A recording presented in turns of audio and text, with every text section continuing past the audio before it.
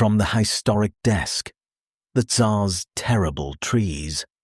How Peter the Great accidentally replaced the steppe with the world's biggest fire hazard.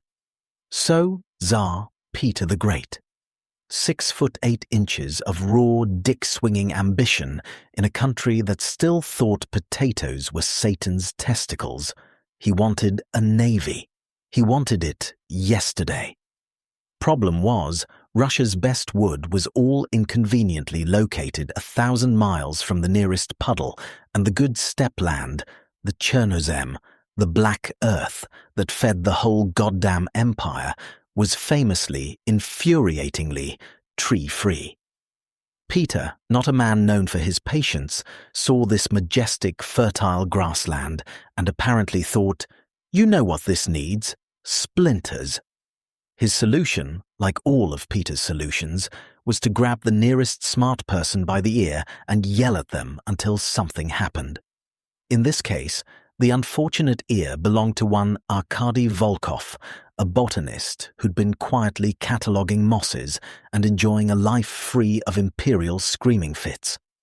Peter's orders were simple: make trees, fast trees, on the grass, now. Arkady, sweating profusely, was given a budget that could choke a pony and the implied threat of being personally used as a keel. He got to work. He started crossing the hardiest Scots pines with some weird, unnervingly vigorous specimens a cousin had sent from the ass end of Siberia. In his notes, which read like a hostage diary, he talks about a hybrid that grew with ungodly haste. He called it Pinus Petria maledicta, the accursed Petrine pine. At first, it was a roaring success. The seedlings shot up like they were spring-loaded. Within 15 years, vast plantations shimmered across the steppe, a dark green cancer on the golden sea of grass. Peter got his timber. He built a few ships out of it. And then the problems started. First, the ships sucked. The wood, having grown at the botanical equivalent of Mach 3, was soft, sappy, and about as structurally sound as wet gingerbread.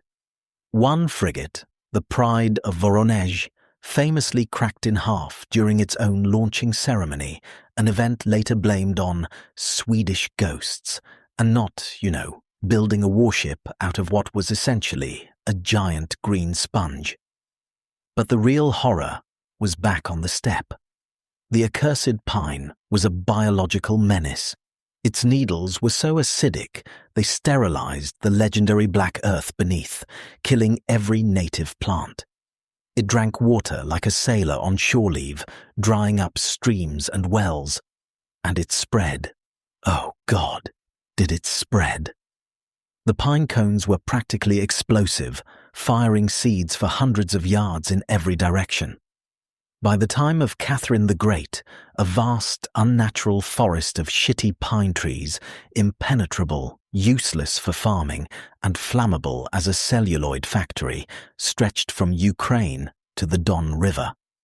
Cossacks, the legendary horsemen of the plains, found themselves laughably retrained as forestry wardens, their horsemanship skills proving remarkably useless for putting out the relentless, sap-fueled fires. Russia wanted a path to the sea, and it got one. A 700-mile-long, sticky green path to ecological ruin, filed by Wren Hothouse Pemberton Aoki for historic. And that concludes today's broadcast. If this dispatch has left you itching to rewrite history yourself, visit historic.com.